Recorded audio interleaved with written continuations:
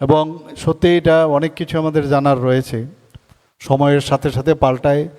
এবং যারা আমাদের আইন তৈরি করেছেন তারা কিন্তু এই স্বচ্ছভাবে যেন আমরা থাকতে পারি, সুন্দরভাবে যেন আমরা থাকতে পারি এবং পরিবেশ দূষণ থেকে যেন মুক্ত থাকতে পারি, এটা কিন্তু অলরেডি আইন প্রণেতারা বানিয়েছিলেন। এবং এখানে আর্টিকেল 21 যদি আমরা দেখি, সেখানে কিন্তু বলা হয়েছে রাইট টু লাইফ, অর্থাৎ বেঁচে থাকার যে অধিকার, এটা কিন্তু আমাদের পার্ট অ্যান্ড পার্সেল। পরিচ্ছন্ন স্বাস্থ্যকর পরিবেশে বসবাসের যে অধিকার, সেটা কিন্তু আমাদের এই যারা আমাদের আইনের মধ্যেই কিন্তু সেটা লেখা আছে। যখন সমস্যা হয়, তারপর যখন এটা আমরা ভুগি, তখন এই আইনের ঘাটাঘাটি করলেও এত সুন্দর সুন্দর জিনিস রয়েছে, সেইগুলো কিন্তু আমরা বুঝতে পারি।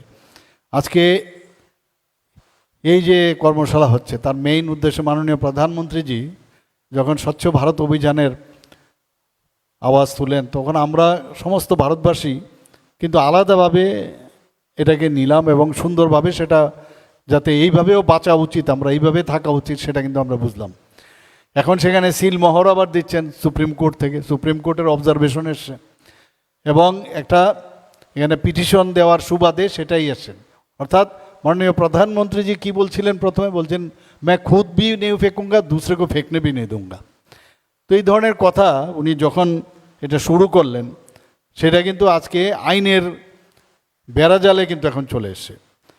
এবং এখানে বলা হচ্ছে যে এই পরিচ্ছন্ন পরিবেশ বা নিরাপদ স্যানিটেশন, এগুলো যাতে মানে বৈজ্ঞানিকভাবে তার ব্যবস্থা শুধু যে প্রশাসন করবে তা না, এটার দায়িত্ব কিন্তু সাংবিধানিক কর্তব্য হচ্ছে আমাদের প্রতিটি মানুষের।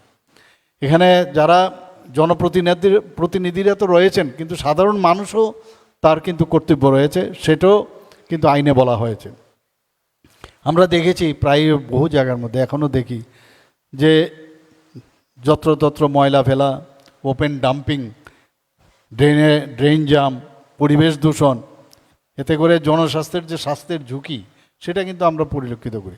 আমরা নিজেরা জানি যে এরকম হতে পারে, কিন্তু যতক্ষণ ধরে জনসমর্থন এবং জনতা সবাই মিলে যদি এটাকে যদি ইমপ্লিমেন্টেশন করতে হয়, তবেই কিন্তু এই আইনের যে ব্যাখ্যা, সেটা তো দেওয়া হয়েছে এখানে, মিলিন্দজি অলরেডি বলেছেন, কিন্তু সেটাকে যদি জন আন্দোলন রূপে সেটাকে প্রাতিষ্ঠানিক রূপ দেওয়া কথা যদি বলি, সবার সমর্থন কিন্তু লাগবে। এবং এর জন্য অ্যাওয়ারনেসের খুব প্রয়োজন, যে সংবিধানে যেটা বলা হয়েছে সেই বিষয়গুলো মানুষের কাছে নিয়ে যাওয়া, এবং তার থেকে আমাদের যদি মুক্তি পেতে হয়, তাহলে সবাইকে নিয়ে আমাদের কাজ করতে হবে। আজকে এই মিশন ইনফ্রাস্ট্রাকচার তো আমরা ঠিক আছে, এখানে এখন ইনফ্রাস্ট্রাকচারের যে বিষয় সেগুলো তো আমরা করবই বা ডিপার্টমেন্ট থেকে করবেই, কিন্তু মানুষের যদি আমরা বলি যে আসল উদ্দেশ্যটা কি এই কর্মশালা, যে সমস্ত মানুষের পার্টিসিপেশন ইজ ভেরি ইম্পর্ট্যান্ট। তো সেটাকে মাথায় রেখে আমরা সবাই মিলে এই কাজটা যাতে করি এবং একটা জন আন্দোলন যাতে আমরা পরিণত করি, আমার মেয়র সাহেব অলরেডি বলেছেন এই ব্যাপারে, এবং পরিবার, বিভিন্ন প্রতিষ্ঠান এবং নাগরিক, তাদেরকে আমরা পার্টিসিপেশনে সেখানে আনতে হবে। এবং এখানে এটাও বলা হয়েছে যে এই যে বর্জ্য পৃথকীকরণ, আলাদাভাবে সেপারেট করা, এবং সেটাকে রিইউজও করা যায়। এখানে যে কম্পোস্টিং করার মতো ব্যবস্থা সাইন্টিফিক্যালি, তার ব্যবস্থা আমাদের করা প্রয়োজন। এবং সেটা কিন্তু নিড অফ দ্য আওয়ার, কারণ আধুনিকতার সাথে সাথে শহরও বাড়ছে, লোকসংখ্যাও বাড়ছে। তো সেই জায়গায় দাঁড়িয়ে আজকে কিন্তু বর্জ্য তার যে পরিমাণ, সেটাও কিন্তু বেড়েছে। তো এটা আজকে যেহেতু এটা আদালতের প্রায়শ, যেটা আমাদের মিলিন্দজি বলেছেন, তার কিন্তু মনিটরিং হবে।